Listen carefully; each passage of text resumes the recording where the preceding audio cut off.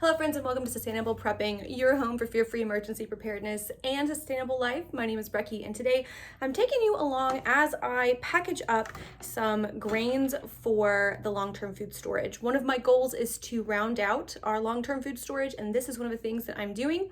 As you can see behind me, I'll see if I can just show you right there.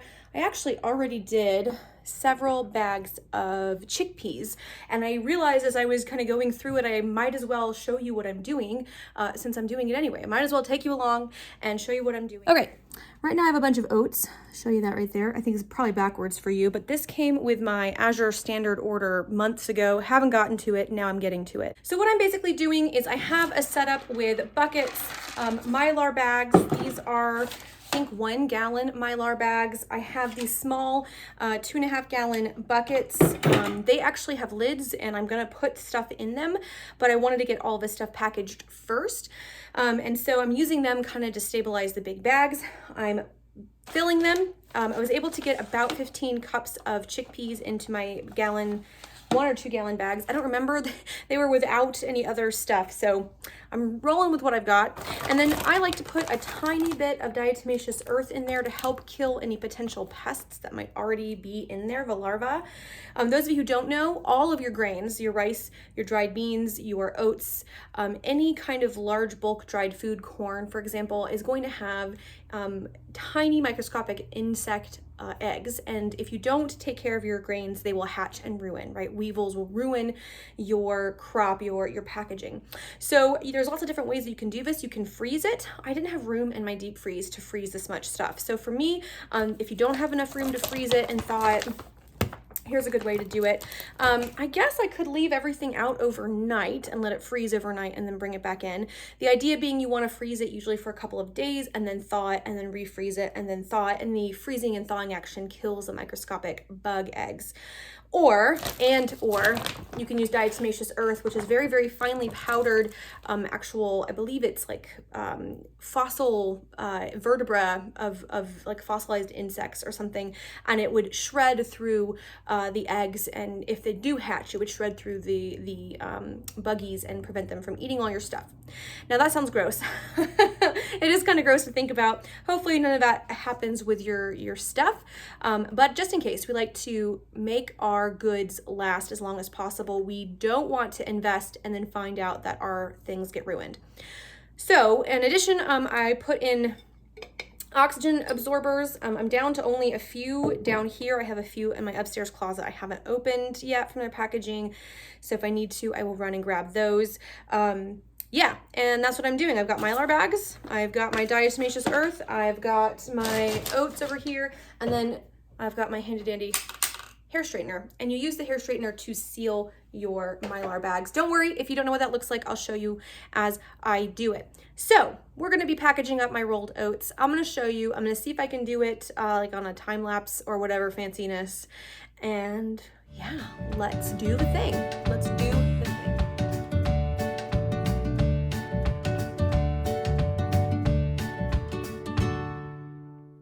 So now that I have my oats packaged, I am going to put a little bit of diatomaceous earth. This is sort of what it looks like. I don't know how well you guys can see that. You don't have to do this, y'all. And diatomaceous earth, this is food grade. It's totally fine for you to consume. It's not going to harm you. Some people think it's an overkill. Like I said, I'd rather be a little safe than sorry. So, right, you guys can remove it. Whoop, whoop, whoop, whoop, whoop. Okay, so you guys can see, I'm just gonna sprinkle just like half a tablespoon. You don't need a lot, particularly in something this small, because you can really shake it in. And the whole idea is that it just kind of gets in there, you shake it up, and it coats the items so that the food you're packaging, so that no buggies can survive in there and ruin everything you've packaged. Some people, like I said, don't like diatomaceous earth. This is the brand that I am using, the Harris food grade diatomaceous earth. Some people don't like using diatomaceous earth. It's not their thing. Again, I'd rather be safe than sorry. That's my choice. You can always freeze your food, and the freezing and thawing can also help you out. Okay, so now we're at the place I was able to get 5 bags of 14 cups of oats each. I have enough to do several more bags, but I want to have some to use now. Okay, I want to use some of these right now, so I'm only going to package up 5. Yeah, I'm only going to package up 5 of these. That's totally fine. I actually have a 5-gallon thing of rolled oats. So this is just adding and adding and adding. We are creating redundancy. We are creating options. The great thing about a small bag like these is they can be stuffed in a go bag pretty easily. You could even create a go container that has, you know, oats and rice and beans and other dehydrated stuff, and just be able to take that in your car with you, or if it's in a bag, you know, strap it onto the bag you're taking. So having some things in smaller, you know, these 1-gallon sizes rather than a big 5-gallon is helpful, but definitely not necessary. You do you, and you do what you like. So here's where it gets fun. I'm gonna grab my handy dandy flat iron. I haven't straightened my hair in a long time because I have toddlers. So what I'm gonna do is show you how to use this. So let me bring it down. All right, you guys, here it is. Here is what you're going to do. Mylar is really a kind of plastic, and you are going to just kind of press and seal along the edge, okay? Press and seal along the edge, and you're gonna wanna press out as much air as you can, although you don't need to do it right away. We're gonna create a little pocket. Do you see? Did you guys even see that? I'm gonna create a little pocket for your oxygen absorber to go in. So let me show you another one. Okay, so we're going to take the flat iron and press and seal. Now, if you are someone who doesn't have a flat iron, you don't need to go buy one. You can take a clothing iron and something flat like a 2x4 and lay it over and do it that way. I'm not sure how much you guys can see. This is a new angle for me. See, ready? Press and seal. And everybody said buying a flat iron was dumb. But let me tell you, this thing is so helpful. Okay, and let me just show you real fast. Ooh, it's hot. It gets hot. See, we have like this little spout. There's a lip. You're gonna put your oxygen absorber in, and then we're gonna seal it, press the air out and seal it closed. And this creates a seal for your packaging. All right, the next thing you're going to do is take your oxygen absorbers. They usually come in a big package, a vacuum sealed plastic package. Once you use them, once you've opened them, you're gonna want to stick them in a glass jar to prevent them from absorbing all the oxygen in the air. I have 4 left, and I'm gonna stick them in here and seal them up as fast as I can. And it really, you're racing against the clock. Once you pop this open or tear open the packaging, you're gonna wanna go as quickly as you can. This is a great place to have a helper, where you basically have one person dropping them in and the other person coming behind them and sealing it.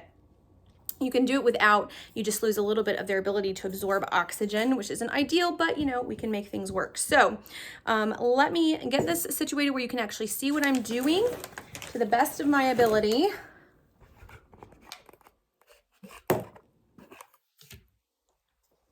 Okay.